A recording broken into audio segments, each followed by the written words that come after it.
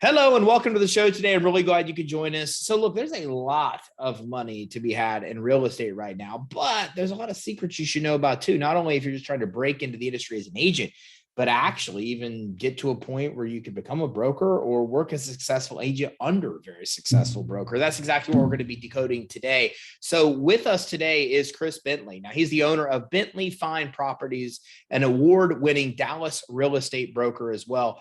As one of Dallas's most aggressive real estate magnates in the making, Chris Bentley is quickly growing into one of the most popular on social media as well. And through his social media posts and videos, you're able to experience what it's like to be a real estate agent. Hey, thanks for joining us today, Chris. Really glad you could be here. Thank you for having me on. I appreciate it. Yeah, man. So listen, talk to me a little bit more. I mean, when it comes to being a real estate agent, have you found are some of the pros, some of the cons? Well, you work a lot. You definitely work in the summer when, we're in Dallas, so it's hotter than you know what. And, it's just definitely not for the weak-minded. I mean, everybody's probably out having fun on a boat or, out having fun with their friends or, chasing girls. And, Fridays and Saturdays and Sundays are the busiest days in real estate here. It's just a lot of, you know, um, when I was younger, it was really cool because I would just go out and I had the ability to wake up early and still be functional. But as you get older, you really can't do that anymore. Yeah. Yeah, it's just that's one of the biggest ones. There's also obviously a lot of time involved. So a lot of people, lose a lot of family time. A lot of successful agents and brokers that I know don't really have much family time available unless they have like a salesperson that runs it for them. So it's definitely a difficult profession, but it's also very lucrative. So what are some of the rewards? What are some of your favorite things about being in real estate? Well, you get to like do your own thing in terms of, you really don't have a boss. I mean, you have a broker that you answer to. But in terms of myself, I'm the broker. But if you're an agent, you have certain guidelines you have to meet and certain production levels you have to meet. But outside of that, you can make up your own schedule. It's very flexible. So if I have to go do something, I can kind of schedule my appointments and showings around that. And just, you're able to do different things. It's just kind of a flip side because for the most part, you're not going to be doing showings during the day as much as you would be doing at night or on the weekends because most people are working. Sure. Makes sense. So you're oftentimes working when people are available, which means, your weekends, your evenings, you're tied up. A lot of take cases where people are tied up and they're working, then you have a little bit more free time. Correct. So do you find that there are better markets in the country than others to be a real estate agent? Yeah. I mean, I grew up on the East Coast, in the Maryland, DC, Virginia area. So that market is really hot, but it's also like really hot because, the government's there. So you have like a lot of government workers and then a lot of things feed off of that. Here in Dallas, we have, a lot of companies moving here, especially in like the Frisco area. So you have, a lot of companies that are headquarters that have people and relocating here. So it's just a lot of different stuff and different dynamics. Obviously in California and LA, you got, Hollywood. So you have a lot of that there. And, and Miami is a very beach town. So, you have a lot of beachfront property. Do you find that, like you said, it's not for the faint of heart, but I don't know about you. In my world, everybody wants to get into real estate, especially when there's a real estate boom like we're experiencing. And then it's funny because I'll talk to people that tell me they want to get into it. I'm like, there's no way you're going to succeed. Like the dropout rate of real estate agents is like 90%. You don't have the criteria that it takes to be successful. You got to have a lot of ambition, a lot of drive. What do you find? What are the factors that really determine the agents under you that are going, that are going to make them successful? A lot of it is mentorship and coaching, which is a lot of stuff that I do because that's how I learned it. So I learned it under a guy that was very successful and he kind of took me under his wing and showed me the ropes. But outside of that, I mean, it's, we have, I think, over 66,000 agents, and that was probably like 2 years ago. I'm sure it's a lot more now in the fourth area. And then, in Miami, I was doing some research and there's like just about everybody's a real estate agent down there. So it just takes a lot of being in the business for a long period of time, doing a lot of marketing to push your name out there, and then showing that you can close. And that's really the big things. Otherwise, you're just really not going to be successful because, nobody's going to find you. Nobody's going to know about you. Yeah. You're seeing the product of me now, but, when I was doing it in the beginning, it was starting from scratch, especially when I moved here to Dallas. So, it takes a little while to get built up. What do you do? What are some of the things that you found can make you stand out above other agents in the same space? Social media is definitely a big thing. It's free, so you can do a lot of different things with it. It's exploded now and ever with multiple different platforms and different things you could do. Obviously, video is the big thing right now. But I mean, that's a good starting point. There's a lot of other stuff you can do. I had a guy in my former brokerage that was just a young person and just got out of, I think out of high school and got his license, and like a lot of people knew about him. And then his Instagram was really big. So then he just started doing like a lot of collaborations. A lot of people gave him shout outs. And then before you know it, like he got $1 million listings, he sold them, and then he's just kind of known for that now. Speaking of that, do you think like shows like $1 Million Listing have helped your profession? It's helped like recruiting in terms of people think it's really easy, but it's really not. I think it's a cool show to watch. If you know the background of each person on there and you know like what's kind of going on and some of the guests that are on it, you'll realize that it's pretty much made up for TV. But outside of that, I think it's a really good thing to kind of watch to see how things are, especially in the newer, not in the newer, but like the older versions of $1 Million Listing LA. It was pretty good. And they actually showed like a lot of behind the scenes and not so much the made up stuff for TV. So it was kind of cool in the beginning, but it gets kind of made up. Like you're not going to have DJ Khaled trying to buy a house from you when you just like graduated from real estate school. It just doesn't happen like that unless Sure. you're in that circle. You know what I mean? So what do you talked about social media. How have you found that social media is successfully helping you as a broker and helping your agents as well? It's just a lot of free advertising, and then you could do a lot of different stuff in terms of, you could do, tours, you could do video stuff, you can do, you can do surveys, you can do a lot of different things. It helps if you're ridiculously good looking. So a lot of people that, especially women that are ridiculously good looking, definitely get a leg up on us guys. But a lot of that stuff really helps. And then there's a lot of also the bad side of it. And I kind of warn my agents about it too, is, you get a lot of people that are just liking your stuff just because you're good looking. Doesn't necessarily mean that they're interested in buying anything. They're just trying to, get with you. So you have to kind of filter that stuff out. Sure. Well, what other ways are you seeing that the internet, I mean, social media we've really touched on. Are you seeing other things that are happening online that are making it easier to sell real estate, like Zillow? Is that easier or harder? It seems like they generate a ton of leads. And what are the things on the internet are happening to help the profession?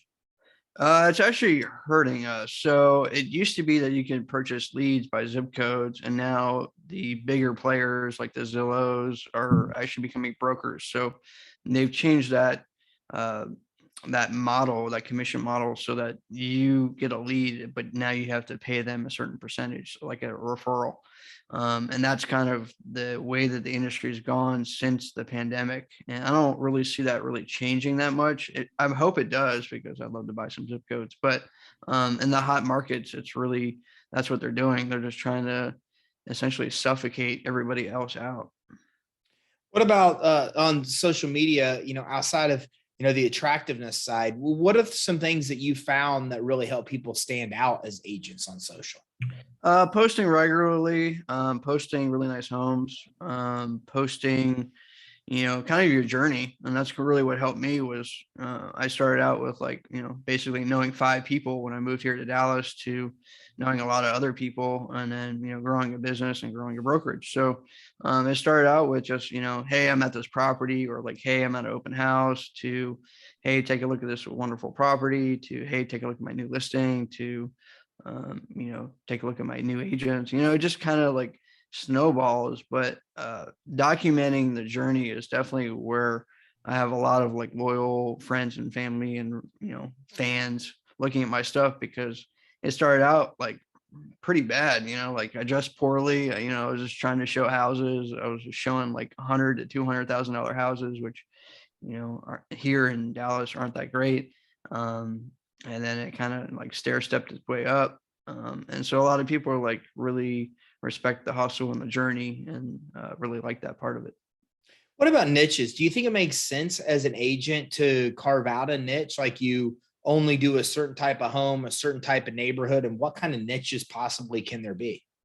Yeah, you definitely want to be an expert in one particular geographic location. So I tell my new agents that, when I first started, I wanted to be like, oh, I wanted to be an expert in Plano, Frisco, McKinney, Allen, like Highland Park, here, University Park, there, Flower Mountain. And just before you know it, I was kind of stretching myself thin because I wasn't an expert in any of them. And I was just kind of like winging it. So you definitely want to start like in one central location. And I highly recommend where you live. So if you live in Plano, like I live in Plano, then you want to be the expert in Plano. And then when people are like, oh, like I'm thinking about buying a house in Plano, you're like, oh, I know all about Plano. And then you can kind of broaden your reach as you go. So like I got into Plano, I was in Plano, and then I got into Frisco, which is like right over the border. And then people are like, hey, like you do Frisco? I was like, yeah, like I've done Frisco for a while. And then it kind of steamrolls, but you don't want to be an expert in everything, because before you know it, like you're going to be all over the place. Like you can't be like, okay, well, I'm going to go show foreclosures today and then show like this $5 million property the next day. Like you really can't.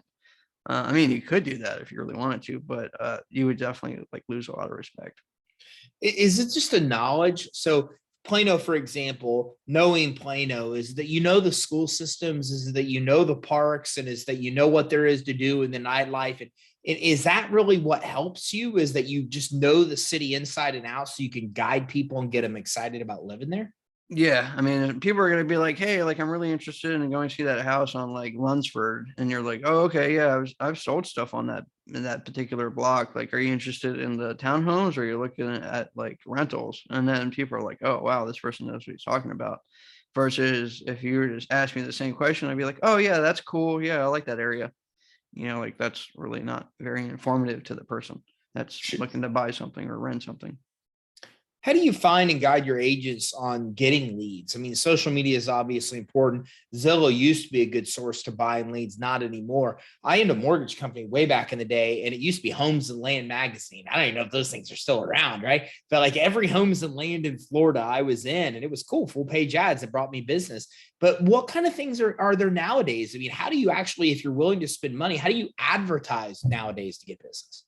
Yeah, magazines are difficult. I'm kind of in the same boat as you in terms of I've been in the business for a long time. So like magazines were like all the rage, and you get yourself in a magazine and people are like, "Ooh, that's amazing." Now it's just kind of like you have to take a picture of the magazine, or you have to like take the PDF and like cut it and put it into social media for people to actually like see it. It's just a different world. For me, like we do a lot of online leads, so we have leads generating from different websites and different platforms, different things that we do. Signs are still, believe it or not, like it cracks me up every single day when somebody calls me, are a really good lead source. Having a listing and then having people call off your listing is definitely a way to get going in terms of you're just a new agent. But it just surprises me how many people have smartphones, but that yet they call the sign when they can easily just look up the address on their phone. And it's usually the same thing, like how many bedrooms, how many baths, what's the square footage, is it for rent, is it for purchase? It's just like always cuts me up. Yeah, it's funny you say that because I found that it definitely requires a little bit of legwork. Like if I go see a sign in front of a house and I see it's whatever Florida Premier Brokers, we'll just make it something up. Right. Then I have to go to their website, and then I got to go try to find that house, which depending on the listings they have might be harder or easier. It seems like it'd almost be easier if there was some kind of code or an easier way to find it. But I think maybe that's why people do it. Just they're just too lazy to do the legwork. Yeah, I think it's the same thing. It's like, okay, well, I'm on this street. Like I could try to figure out here for like 5 or 10 minutes, or I could just try to call somebody. Just try to call. Yeah. Yeah. And Yeah. it's funny because then I'll be like, well, it's under contract, can I help you find something else? And then the conversation really starts, because it is like, well, I'm looking for Sure. this. And then that's kind of how you get them And on the maybe that hook. makes sense. Maybe it makes sense that there is a legwork. We're like, I'm just too lazy. I'm just going to call this guy up. And then it becomes another listing, even if they're not, or another client, even if they're not interested in that property. Right. Exactly. How are you seeing video? How has video changed things? And how is video now being used more than ever to be able to sell real estate? Well, when I first started, nobody was really doing video walkthroughs, and thanks to the pandemic, that's all people are doing now. Especially, we do a lot of relocation. I'm sure you do as well. And it's just a lot of people just don't want to get up off their couch to look at a home, or they're in a different state, don't want to fly here. So it's a lot easier. Also, when you do social media marketing, it's just a lot of people watch videos more than they look at an actual picture. So especially when it comes to millennials, not that I'm putting them down, but they'll scroll through the feed really, really quickly, versus, they'll stop and look at a video for maybe 5 seconds, and then, continue to scroll if they don't like it. So definitely recommend doing some sort of video. So when it comes to video virtual tours, do you just do one now immediately the minute you get a listing and the house is ready to go, and then send people to that when they're ready? Or is it more of an individualized where I call you and you go to the property and walk me through the tour one-on-one, or maybe a little bit of both?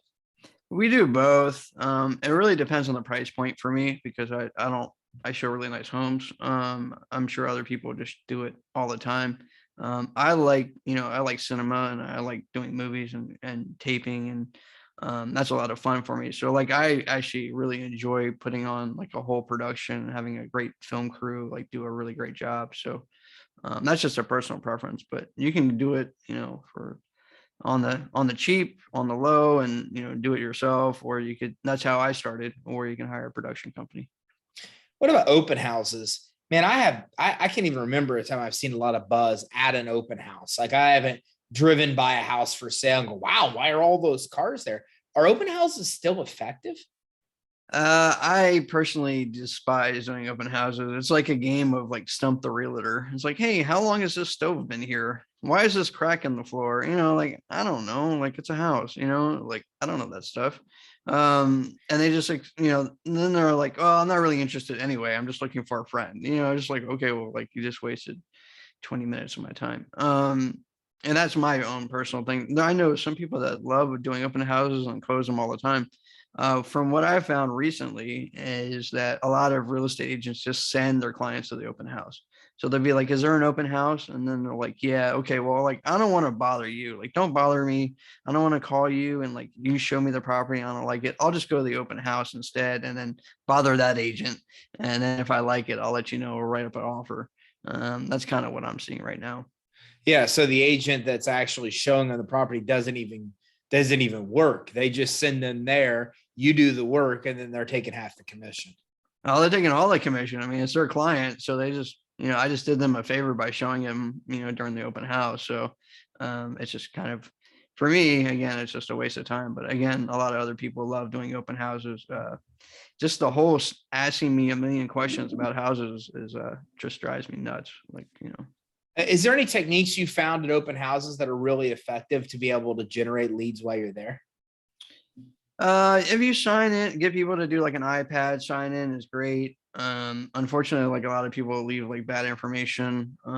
Providing like a lot of value is also another one, in terms of just trying to like jazz it up, balloons, coffee, cookies, something for people to like take with them.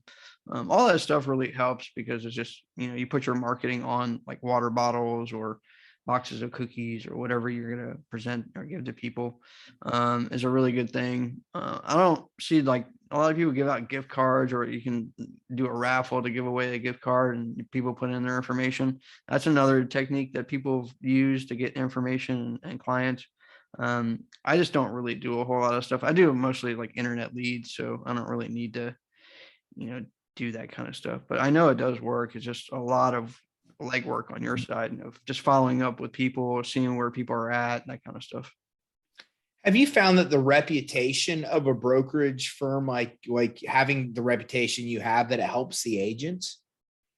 Yeah, I think it does. I think the brand most than anything. So I think having like a strong broker and like that person recognizes that brand and that person is a big thing versus, if you get into like a Keller Williams or sorry, I don't really want to knock other companies. You get into other companies that don't have like a CEO or like a branded, broker.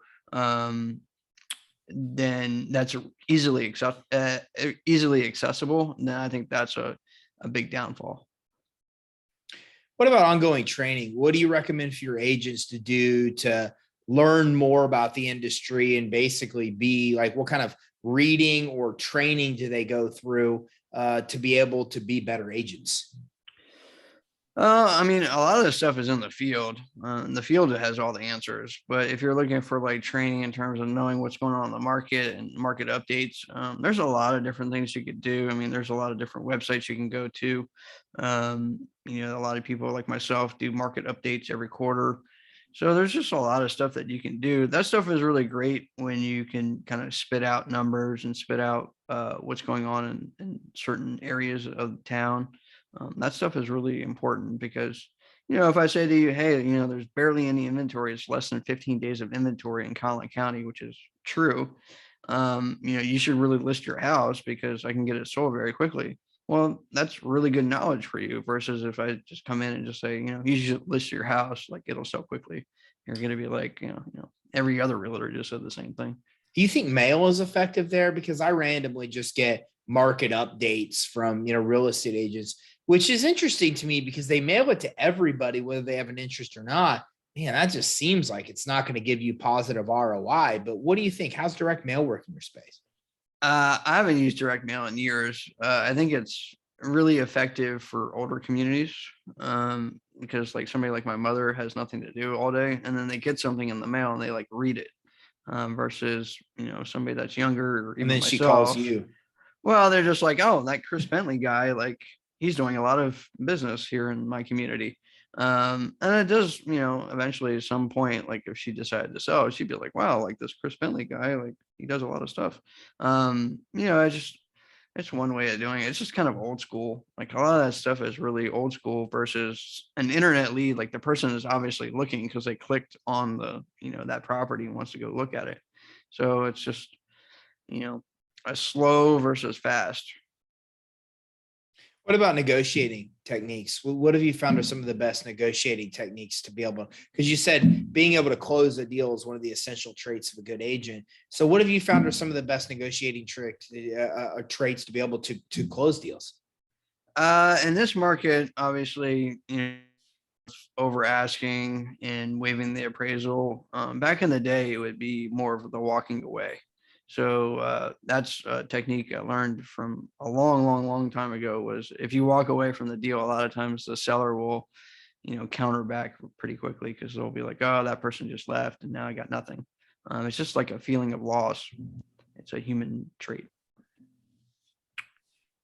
What about persuading people? Anything that you found to be able to be persuasive without being pushy? When you're in the sales negotiation, it's really like, I have this conversation with my agents all the time. There's always somebody that has to lead and somebody always has to follow. So if you have two people that are leaders, then it's going to screw up the whole deal. If you have two people that are followers, then you're going to get nothing done. So you kind of have to gauge that when you first have the first conversation with the other agent. Like, am I going to be the one that's going to be, leading this transaction, or is it going to be the other person? So it just really depends on how it goes with the conversation. But once you kind of realize that, internalize it, and then kind of move forward, then you kind of have a really good relationship. Also, like, calling the agent and having a discussion about what the seller is looking for is a good start because, just throwing a blind offer and just expecting, somebody to do it, a lot of times it's going to offend the other person. So you don't want that, especially since you never call them or never spoke to them.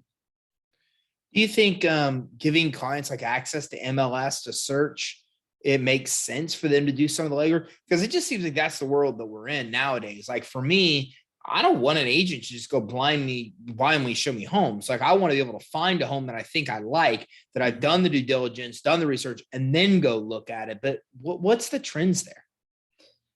Most people start their search online. So I think that's like a big poll that was out a while back. And it's, to be really honest, like the profitability of real estate has gone down dramatically, I think, over the years due to the internet. And that's across a lot of other industries as well. So we're just one of the last ones where you can still make a really good income being independent and selling real estate. But at some point, that's going to start to shrivel up, and it's starting to right now with how, the bigger brokerages or the lead services are becoming brokers. But with that being said, like that's where all the search starts, is online. And then from online, that's where they, start calling people and asking for information and getting that information and making a decision. Chris, really good talk today. For anybody that wants to follow you, see what's going on, interested in buying a home, selling a home in the Dallas market, or interested in working with you, and getting your toolage as an actual broker, where can everybody go to learn more? Bentley Fine Properties is the website. Christy Bentley is all over the social media, Facebook, LinkedIn, Instagram, you name it, I'm on it. Not Snapchat though. But yeah, you can check me out any of those places, and love to talk to you. Even if you have just a question about anything, love to help.